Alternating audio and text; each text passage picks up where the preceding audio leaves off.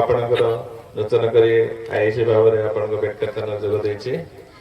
ଆଜି ଆମର blood donation camp ହେତୁ ମୁଁ ବହୁତ ବ୍ୟସ୍ତ ଅଛି, ମୋତେ କ୍ଷମା କରିବେ। ମୁଁ ପରେ ଆପଣଙ୍କ ସହିତ ବିସ୍ତୃତ ବିବରଣୀ ଦେଇପାରିବି। ନମସ୍କାର। ବାମ ପାର୍ଶ୍ୱରେ ଆମ ଅଞ୍ଚଳର ଜଣେ ବଡ଼ ଭାଇ, ସାମ୍ବାଦିକ, ସମାଜସେବୀ, ଆମର ପ୍ରତ୍ୟେକ କାର୍ଯ୍ୟରେ ପ୍ରତ୍ୟେକ ମୁହୂର୍ତ୍ତରେ ଆମେ ଯେତେବେଳେ ଚିତ୍ତ ଭାଇକି ମନେ ପକାଉ ସେ ଆମ ଗହଣରେ ପହଞ୍ଚନ୍ତି। ଚିତ୍ତ ଭାଇ ଯିଏକି ସମ୍ବାଦର ଲେଖକ ମଧ୍ୟ ଆଉ ସମ୍ବାଦର ଏଡିଟର ହିସାବରେ ଦୁଇଟି ଜିଲ୍ଲାର ଦାୟିତ୍ୱ ତାଙ୍କ ଉପରେ ଅଛି, ପୁରୀ ଜିଲ୍ଲା, ଖୋର୍ଦ୍ଧା ଜିଲ୍ଲା। ସେ ମଧ୍ୟ ଆମ ଗହଣରେ ଆଜି ଉପସ୍ଥିତ ଅଛନ୍ତି। ଆମେ ମଧ୍ୟ ତାଙ୍କୁ ଆମ ଅନୁଷ୍ଠାନ ତରଫରୁ ପୁଷ୍ପଗୁଚ୍ଛ ଏବଂ ଉତ୍ତରୀୟ ଦେଇ ସମ୍ବୋଧିତ କରୁଛୁ। ଥିବା ମୋର ବଡ଼ ଭାଇ ଅନିଲ ଭାଇ ଏ ଅଞ୍ଚଳର ସାମ୍ବାଦିକ ପ୍ରେସିଡେଣ୍ଟ, ଉନ୍ନୟନ ପରିଷଦର ମଧ୍ୟ ସଭାପତି। ପ୍ରତ୍ୟେକ କାର୍ଯ୍ୟରେ ସେ ଯୋଉଠି ବି ଦେଖିଛନ୍ତି ଭାଇ ଖୁସି ହୁଅନ୍ତି ଯେ ରବି ପାଠପଢ଼ା ପିଲାଙ୍କର ଚାଲିଛି, ମୋତେ ଭାରି ଖୁସି ଲାଗୁଛି। ଯେତେବେଳେ ରେଜଲ୍ଟ ହେଇଯାଏ, ଭଲ ରେଜଲ୍ଟ ହୁଏ, ସେ ପ୍ରଥମେ ମୋତେ ଉତ୍ସାହିତ କରନ୍ତି ଯେ ଆଗକୁ ଆହୁରି ଅଧିକ ଭଲ ରେଜଲ୍ଟ କରନ୍ତୁ। ତେଣୁ ମୋର ପ୍ରିୟ ବଡ଼ ଭାଇ ଅନିଲ ଭାଇଙ୍କୁ ସମ୍ବୋଧିତ କରିବା ପାଇଁ ମୁଁ ଅନୁରୋଧ ରଖିବି। ସରସ୍ୱତୀ ଶିଶୁ ମନ୍ଦିରରେ ଯେଉଁ କ୍ରୀଡ଼ାରେ ମୋତେ ଡାକିଥିବାରୁ ପ୍ରଥମେ ସ୍କୁଲ କର୍ତ୍ତୃପକ୍ଷଙ୍କୁ ଧନ୍ୟବାଦ।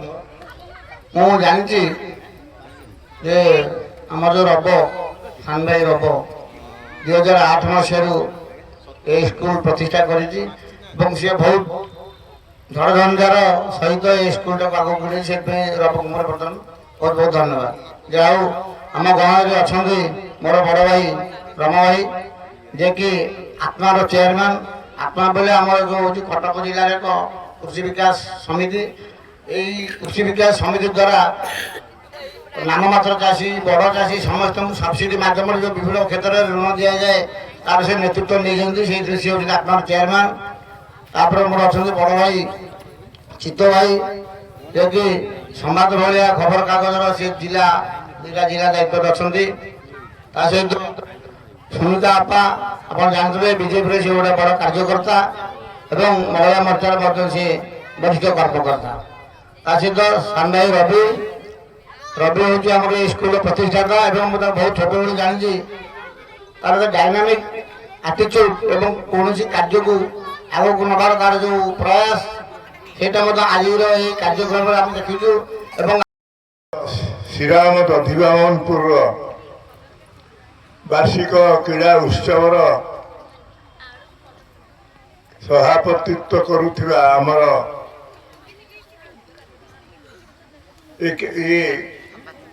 ସମ୍ପାଦକ ଆମର ଦେବତା ବାବୁ ଓ ସଭା ପରିଚାଳନା କରୁଥିବା ମୋର ସାନ ଭଉଣୀ, ପ୍ରିୟ ନେତ୍ରୀ, ବିଜେପିର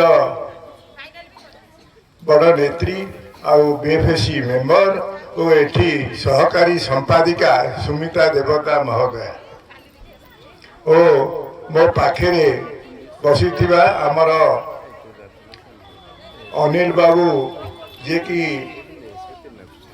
ସାମ୍ବାଦିକ ସଂଘର ସଭାପତି ଓ ସମାଜସେବୀ। ସେ ଯାହା ହଉ ସେଥିପାଇଁ ମୁଁ କୃତଜ୍ଞ। ରବି ଭାଇ ମୋତେ ଯେଉଁଦିନ କହିଥିଲେ ଆପଣ ଟିକେ ପହଞ୍ଚିବେ ଆମର ସରସ୍ୱତୀ ଶିଶୁ ମନ୍ଦିରର ପିଲାମାନଙ୍କର ଆନୁଆଲ ସ୍ପୋର୍ଟସ୍, ମୁଁ ପ୍ରାୟତଃ ଆପଣଙ୍କୁ କ'ଣ ଲାଗିବ ନ ଲାଗିବ ମୁଁ କହିପାରୁନି, ମୁଁ ଯାଇପାରିନି କୁଆଡ଼େ, କିନ୍ତୁ ଶିଶୁ ମନ୍ଦିର କଥା ଶୁଣିକି ମୋତେ ଟିକେ ଆଗ୍ରହ ହେଇଥିଲା, ମୁଁ ପହଞ୍ଚିଲି। ଶିଶୁ ମନ୍ଦିରରେ ଯେଉଁ ସଂସ୍କାର ଥାଏ, ଗୁରୁମା ଗୁରୁଜୀ ମାନଙ୍କର ପିଲାମାନଙ୍କୁ ଯେଉଁ ସଂସ୍କାର ଦେଇଥାନ୍ତି, ସେଇ ଡିସିପ୍ଲିନ୍, ସେଇ ଶୃଙ୍ଖଳା ହୃଦୟର ସହ ଅନୁଭବ କରିବା ପାଇଁ ମୁଁ ଏଠି ପହଞ୍ଚିଥିଲି, ଆଉ ସେଇଟା ମଧ୍ୟ ଅନୁଭବ କରୁଛି। ଧନ୍ୟବାଦ ସମସ୍ତ ଗୁରୁଜୀ ଗୁରୁମା ମାନଙ୍କୁ। ଆପଣମାନଙ୍କ ଭଳି ମଣିଷ ତିଆରି ମେସିନ୍ এই ପିଲାମାନଙ୍କୁ ଇଞ୍ଜିନିୟର, ଡାକ୍ତର, କୃଷକ ବିଶ୍ୱାଳ ମହୋଦୟ ଉପସ୍ଥିତ ଅଛନ୍ତି, ଯିଏକି ରଘୁନାଥପୁର ବ୍ଲକର ପୂର୍ବତନ ଚେୟାରମ୍ୟାନ୍, ବର୍ତ୍ତମାନର କଟକ ସଦର ଆତ୍ମା କମିଟିର ମଧ୍ୟ ଚେୟାରମ୍ୟାନ। ଆତ୍ମା କମିଟି କହିଲେ ଆମେ ଯୋଉ କୃଷକ ଆଉ କୃଷିର ବିକାଶ ହଉଛି, ଯାହା ପାଇଁ ପ୍ରତ୍ୟେକ ମୁହୂର୍ତ୍ତରେ ସେମାନେ ଅନୁଶୀଳନ କରୁଛନ୍ତି ଯେ କେମିତି କୃଷି ବିକାଶ ହବ।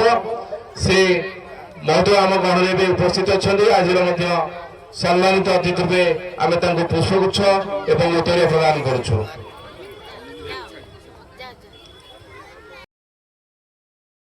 ଆମେ ମଧ୍ୟ ଭାବିକୁ ଦେବା ପାଇଁ ପ୍ରସ୍ତୁତ ଅଛୁ।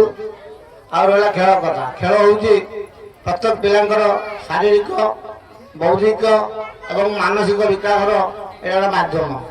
ଖେଳକୁ ଭାରତ ସରକାର ମଧ୍ୟ ଗୁରୁତ୍ୱ ଦେଉଛନ୍ତି। ପ୍ରତ୍ୟେକ କ୍ଷେତ୍ରରେ ପ୍ରତିବର୍ଷ କ୍ରୀଡ଼ା ପାଇଁ ଭାରତ ସରକାର ଏବଂ ଓଡ଼ିଶା ସରକାରଙ୍କର ଅନୁଦାନ ମଧ୍ୟ ଦିଆଯାଉଛି ଏବଂ ତା ସହିତ ଏ ଖେଳ କରିବା ଦ୍ୱାରା ପିଲାମାନେ ଆମର ବ୍ଲକ ସ୍ତରରୁ, ପଞ୍ଚାୟତ ସ୍ତରରୁ, ଜିଲ୍ଲା ସ୍ତରରୁ ଯାଇ ଏବଂ ରାଜ୍ୟ ସ୍ତର ଏବଂ ଜାତୀୟ ସ୍ତରରେ ମଧ୍ୟ ବିଭିନ୍ନ କ୍ଷେତ୍ରରେ କୃତିତ୍ୱ ଅର୍ଜନ କରୁଛନ୍ତି।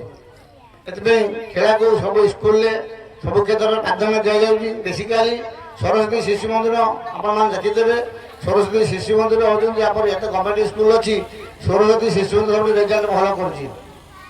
କମ୍ ଦରମାରେ ସେ ଟିଚରମାନେ ଯେଉଁ ପିଲାମାନଙ୍କୁ ଯେଉଁ ପ୍ରକାର ଆମର ସାଂସ୍କାରିକ ଶିକ୍ଷା ଦାନ କରୁଛନ୍ତି, ତାଦ୍ୱାରା ପିଲାମାନେ ମଧ୍ୟ ସଂସ୍କାରଯୁକ୍ତ ହେବା ସହିତ ଏବଂ ନିଜକୁ, ନିଜ ବ୍ୟକ୍ତିତ୍ୱକୁ ଗଢ଼ି ତୋଳୁଛନ୍ତି।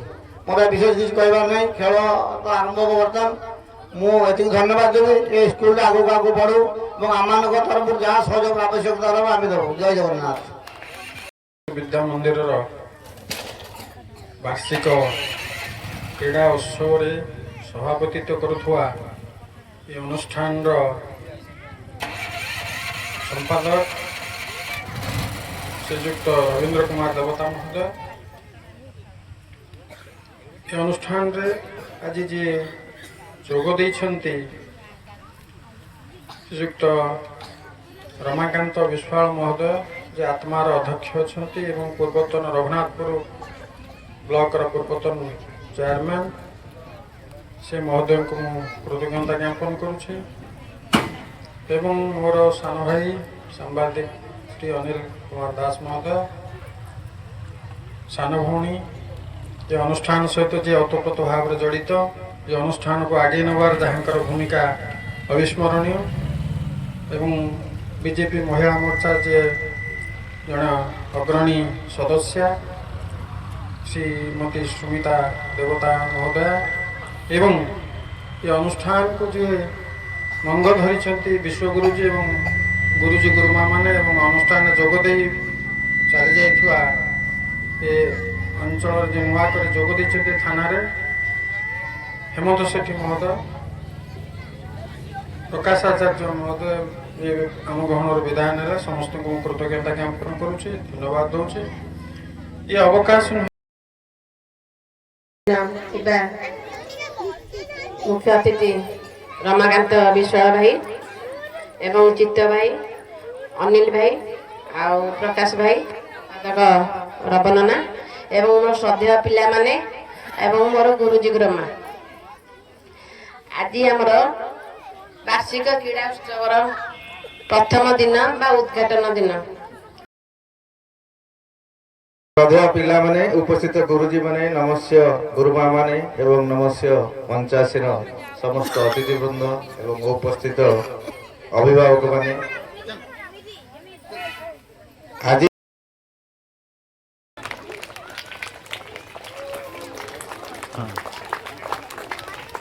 ତେଣୁ ଏଇଭଳି ବଡ଼ ଭାଇଙ୍କର ଆଶୀର୍ବାଦ ସହଯୋଗ ଧନ୍ୟବାଦ।